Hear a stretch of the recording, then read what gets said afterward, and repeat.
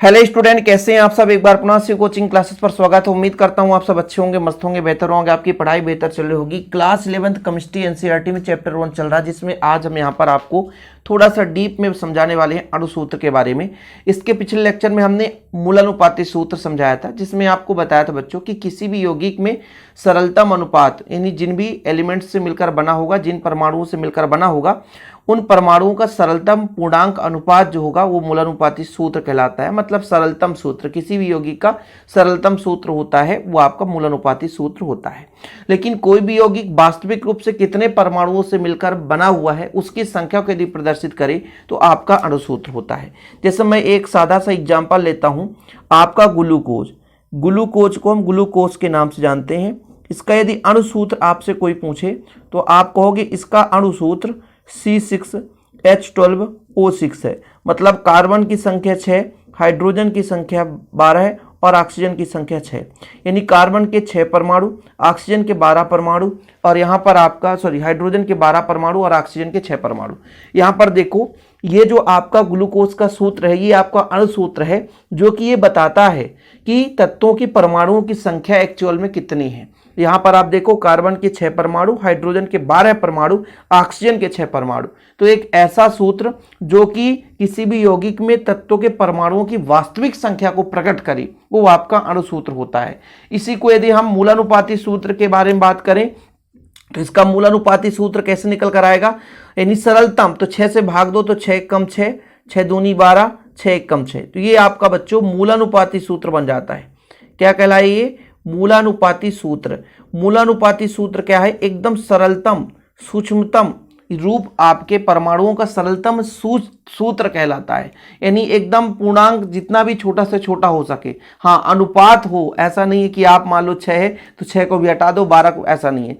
सब में हम अनुपात निकालते हैं तो 6 का भाग देंगे, 6 कम 6, 6 दूनी 12, 6 कम 6, मतलब 1 2 1। यानी इनका रेशियो जो है 1 2 1। यानी सरलतम पूर्णांक का जो रूप है वो मूलानुपाती सूत्र कहलाता है। देखो जरा, ये मूलानुपाती सूत्र है और ये आपका अणुसूत्र है।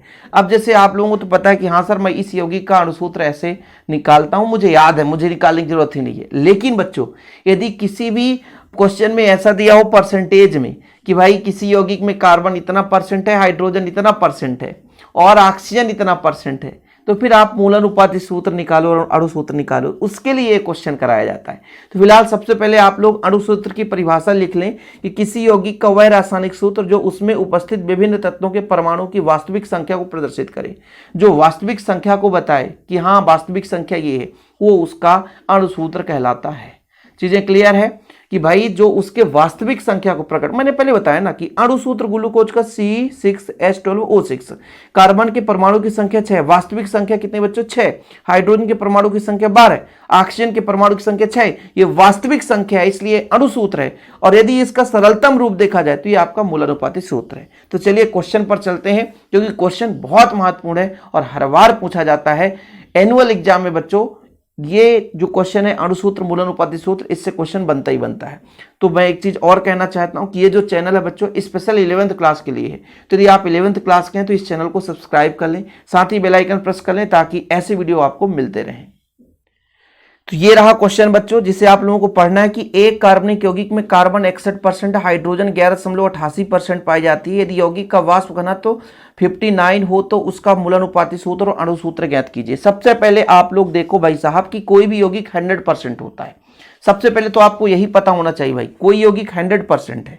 थोड़ा चीजें क्लियर कर लो आप लोग। कोई भी यौगिक जो होगा 100% होगा। अब देखो, यौगिक में आपका कार्बन है 61%, कार्बन कितना 61%, हाइड्रोजन कितना बच्चों आपका 11.88%। दोनों को योग करो आप तो आपका 61 और 11 कितना होगा 72.88%। अब इतना आपके पास क्या है, मात्रा है किसी यौगिक का, होना कितना चाहिए 100%। तो इसमें से यदि हम 72.88 को घटा दें तो आपका लगभग कितना आएगा बच्चों 22 के लगभग आएगा। मतलब 22 कहाँ, 21 ही आएगा आपका। 21 दशमलव, जैसे मान लीजिए आपका 8 में जाए 2 हो जाएगा, तो ये लगभग 21.2 इतना आएगा। ठीक है, यहाँ पे इतना इसका परसेंटेज आएगा, लगभग बता रहा हूँ। मतलब 1 2 कुछ कैसे आएगा, हाथी लेकर आएगा तो ऐसा 1 2 आएगा। चलो, ये आपका परसेंटेज आ जाएगा। कहाँ यार 72, तो 27 आएगा ना भाई। देखो कैलकुलेशन करो, 10 में 8 गए 2, फिर हासिल है 10 में 9 गए 1, फिर आपका हासिल आ जाएगा 3 हो जाएगा। हाँ ये 27.12% आएगा। ठीक, तो ये जो हमारा भाई कार्बन था ये हाइड्रोजन था, और ये जो बचा वो आपका ऑक्सीजन बच गया। क्या बच गया? ऑक्सीजन बच गया। कि कहने का मतलब कार्बन का 61%, हाइड्रोजन का इतना परसेंट, तो अब बचा हुआ भाग आपका ऑक्सीजन कहलाएगा। क्योंकि कार्बनिक यौगिक मुख्य रूप से किससे मिलकर बना, बोला है ना कार्बनिक यौगिक, तो कार्बनिक यौगिक आपका कार्बन और हाइड्रोजन से मिलकर बना होगा, और जो तीसरा एलिमेंट योग होता है वो आपका होता है ऑक्सीजन। यानी दो हमारे पास एलिमेंट्स दे के रखा है, मतलब दो हमारे पास परमाणु देके रखा। कार्बन के परमाणु 61% है, हाइड्रोजन के परमाणु 11.88%, 100% नहीं हो रहे हैं, तो बचे हुए भाग में हमारा ऑक्सीजन होगा, और ऑक्सीजन का परसेंट 27.12 है। यहाँ पर आप देख सकते हो। चीजें क्लियर है बच्चों? यहाँ तक कंप्लीट क्वेश्चन पहले आप अच्छे तरीके से समझ लो। ठीक, यहाँ पर कार्बन का 61%, हाइड्रोजन का 11.88%। ठीक, और बच्चों ऑक्सीजन का कैसे निकाले? दोनों को योग करके 100 में से घटा दिए। अब यहाँ पर आपको क्या करना पड़ता है कि भाई साहब हमको अणुसूत्र निकालने के लिए पहले हमको मूलानुपाती सूत्र निकालना पड़ता है। मूलानुपाती सूत्र के लिए हम क्या क्या करते हैं, हमारे पास एलिमेंट्स हैं, कितने एलिमेंट्स हैं? 3। कौन कौन से बच्चों? एक तो आपका कार्बन, दूसरा आपका हाइड्रोजन, और तीसरा आपका ऑक्सीजन। ठीक है, 3 एलिमेंट्स हैं। तो ये हो गया, तत्व तो देके रखा है, और परसेंटेज इनका, परसेंटेज आपका 61%। ठीक है, दूसरे का आपका 11.88% हाइड्रोजन का, और ऑक्सीजन का आया है 27.12%। तो ये दो आपका मतलब सिंपल तरीके से क्लियर है, बन जाएगा। फिर कार्बन का परमाणु द्रव्यमान कितना है? तो कार्बन का परमाणु क्रमांक कितना होता है? 6। परमाणु द्रव्यमान कितना होगा? 12 होगा। कितना होगा बच्चों? 12 होगा। हाइड्रोजन का परमाणु क्रमांक 1 और परमाणु द्रव्यमान भी आपका 1 ही होता है। इसके बाद ऑक्सीजन का परमाणु क्रमांक 8, तो परमाणु द्रव्यमान 16 होता है। तो ये 3 खाने तो आप आसानी से कर सकते हैं क्वेश्चन से, कि भाई जो भी यौगिक के हमारे पास क्या देके रखे हैं, परमाणु देके रखे हैं। परमाणु हमारे पास कार्बन है तो उनको कार्बन, फिर उनका परसेंटेज, उनका परमाणु द्रव्यमान निकालना है। फिर आपका एक सरलतम अनुपात लास्ट में निकलता है। मूलानुपाती सूत्र की परिभाषा आपको सबको पता है कि एक सरलतम अनुपात ही मूलानुपाती सूत्र है, तो ये चीज आपको पता होना चाहिए। लेकिन परमाणु की आपेक्षिक संख्या कैसे निकाली जाती है बच्चों, ये चीज भी तो पता होना चाहिए। तो परमाणु की आपेक्षिक संख्या हम निकालते कैसे हैं, कि जो भी हमारे पास प्रतिशत देके रखा, जैसे हमारे पास 61 है, उसमें हम 12 का भाग दे देंगे। हमारे पास यहाँ पर 11.88 है, इसमें हम 1 का भाग दे देंगे। ये हमारे पास 27.12 है, तो इसमें हम 16 का भाग देंगे। भाग दे दीजिए बच्चों, देखते हैं कितना आ रहा है। 12 पंचे 60, 12 पंचे 60, 1 बचेगा, तो आपका 1 बचेगा तो 0 हो जाएगा, तो भाग नहीं जाएगा। भाग न पहुंचे लब्धे 100, 12 × 96, तो 8 से जा रहा है, 1 कम से जाएगा ये, तो 11.88 ही आएगा बच्चों। इसके बाद ये 27 है, 16 से भाग देंगे, 16 1 कम 16। ठीक है, 16 1 कम 16 हो गया, तो 4 7 11 है, 11 बच रहा बच्चों, 11 बच रहा है आपका। हाँ 11 बच रहा, तो 121 हो जाता है। तो बताओ 16 का पहाड़ा पढ़ो, 16 का पहाड़ा पढ़ो, 16 सत्ते 112, मतलब लगभग 7 से जा रहा है। ठीक, ये आपका आ चुका है। अब इनमें सरलतम अनुपात निकालना है, मतलब ये जो भी हमारे पर परमाणुओं की संख्या निकल कर आई है, परमाणु की अपेक्षिक संख्या है, मतलब इतने परमाणु अपेक्षिक रूप से मिले हैं। अब इनमें अनुपात निकालना है, तो देखिए भाई हमारे पास जो भी देके रखा है, जैसे हमारे पास इसका मान कितना है 5.08, रहने दीजिए। यहाँ पर कितना है 11.88, इसको रहने दीजिए। 1.7, इसमें सबसे छोटा हो, जो छोटा हो उसका सभी में भाग देंगे, 1.7 का भाग देंगे, 1.7 का भाग देंगे, 1.7 का भाग देंगे, तो ये आपका 1 आएगा। और 17 का पहाड़ा पढ़ो, 118 से ज़्यादा ना हो। बताओ भाई 17 सत्ते 119, तो लगभग 7 से जा रहा है। फिर 17 का पहाड़ा पढ़ो तो 50 से ज़्यादा, 17 या 51, लगभग 3 से जा रहा है। मतलब सरलतम अनुपात 3, 7 और 1 आ गया। यही चीज़ तो मेन है भाई, अणुसूत्र निकालने के लिए यही चीज़ मेन है। इतना क्लियर है ना, फिर आपका कंप्लीट। क्योंकि भाई अणुसूत्र निकालने के पहले हमें मूलानुपाती सूत्र निकालना ही पड़ेगा बच्चों, इसमें कोई दुराय वाली बात नहीं है। तो फिलहाल अभी तो इतना समझो कि ये सरलतम अनुपात तक क्लियर हो गया होगा।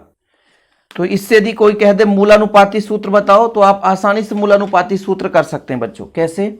यहाँ पे आप लिख लो मूलानुपाती सूत्र। ठीक है, मूलानुपाती सूत्र कैसे निकल कर आएगा, तो मूलानुपाती सूत्र निकलने का, कार्बन का भैया कितना भाग है 3, और हाइड्रोजन का कितना भाग है 7, और ऑक्सीजन का कितना भाग है 1।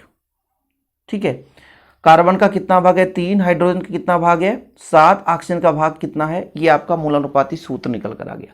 अभी हमें क्या निकालना भाई, अणु सूत्र। इसके लिए हमें मूलानुपाती सूत्र द्रव्यमान निकालना पड़ेगा। चलो, मूलानुपाती सूत्र द्रव्यमान, मूलानुपाती सूत्र द्रव्यमान कैसे निकालते हैं देखिएगा, कैलकुलेशन करेंगे। 3 कार्बन और 1 कार्बन का 12 होता है, अभी यहां पर आपको बताया गया। ठीक है, 7 हाइड्रोजन है, 1 हाइड्रोजन का होता है। ऑक्सीजन का कितना होता है 16 होता है। कैलकुलेट कर लो, 12 दूनी 24, 12 3 48। ठीक है, और 48 में आप क्या जोड़ो 10 तो 58, 58 6 54 हो जाता है। ठीक है, और 54 में 7 जोड़ दो, अधिक हो जाएगा, 12 का 12 दूनी 36, 12 दूनी 24, 12 3 36, 12 3 48 नहीं होता है ना, 12 3 36 होता है, वही तो गड़बड़ हो गया था। 12 3 36, 36 6 42, 10 52, और 52 7 59, ये आ गया। देखो कैलकुलेशन गड़बड़ हो गया है, मैं 16 3 48 होता है, इसके लिए माफी चाहता हूँ बच्चों। 12 3 36 होता है, और 36 में 16 जोड़ दो आप तो 52 आ जाएगा, 52 7 59 आ जाएगा, ये चीज हो गया। अब मैं यदि एक फार्मूला आपसे बोलूं कि अणुसूत्र द्रव्यमान, अणुसूत्र द्रव्यमान, अणुसूत्र द्रव्यमान, इसका आप लोग फार्मूला बताओ। तो इसका होता है 2 गुणे बाष्प घनत्व, 2 गुणे बाष्प घनत्व। ये आपको एक नया फार्मूला, मूलानुपाती सूत्र तक तो यहाँ तक क्लियर है, ये आपके लिए एक नया फार्मूला तैयार हो गया। ये कैसे होगा, 2 गुणे 59, मतलब 9 दूनी 18 और 5 दूनी 10 11। ठीक है, 118 आ गया। अब बोलोगे सर वाष्प घनत्व तो कैसे आ गया, कहाँ से आ गया? भाई क्वेश्चन में दिया रहेगा कि वाष्प घनत्व 59 है बच्चों, वाष्प घनत्व कितना है 59 है। अब यहां से एक n का फार्मूला निकालना होता है, n बराबर कैसे निकालते हैं, अणुसूत्र द्रव्यमान, क्या बच्चों, अणुसूत्र द्रव्यमान जितना भी दे रखे, और उसमें मूलानुपाती सूत्र द्रव्यमान, मूलानुपाती सूत्र द्रव्यमान। ठीक है, अणुसूत्र द्रव्यमान कितना बच्चों 118 है, मूलानुपाती सूत्र 59। यदि आप इसका डिवाइड कर दो तो 2 आता है, n का मान 2 आ गया, बस आंसर खत्म। बस थोड़ा सा अब हमें यौगिक का सूत्र निकालना है ना। देखो भाई, अणुसूत्र निकालना है, यौगिक का अणुसूत्र, तो बस क्या करो, जो भी आपके पास मूलानुपाती सूत्र दिया है, मूलानुपाती सूत्र दे के रखा है, उसमें n का गुणा कर दो, मतलब C3H7O में आप 2 का गुणा कर दो तो कितना आ जाएगा, 3 दूना 6 और 7 दूनी 14, और ऑक्सीजन का O2 हो जाएगा। ये आपका अणुसूत्र निकल कर आ गया। देखो भाई कितना सिंपल है यौगिक का अणुसूत्र। अब ऐसे आप किसी भी यौगिक का अणुसूत्र निकाल सकते हैं, कोई दिक्कत नहीं होगी, बस थोड़ा सा आप लोगों को धैर्य रखकर भाई सॉल्व करना होगा। यदि आप थोड़ा सा संयम रखकर सॉल्व करेंगे तो किसी भी क्वेश्चन का आप आसानी से कर सकते हैं। अभी फिलहाल मैंने एक मूलानुपाती सूत्र करा दिया, ये आपका अणुसूत्र हो गया। उम्मीद करता हूं कि आप लोग अच्छे तरीके से इसे तैयार कर लेंगे। जो भी डाउट हो बच्चों आप लोग कमेंट बॉक्स में बताना। किसी बच्चे ने कमेंट भी किया था पिछले ही लेक्चर में कि अणुसूत्र जरूर बताइए सर, तो इसके लिए मैंने वीडियो बना दिया।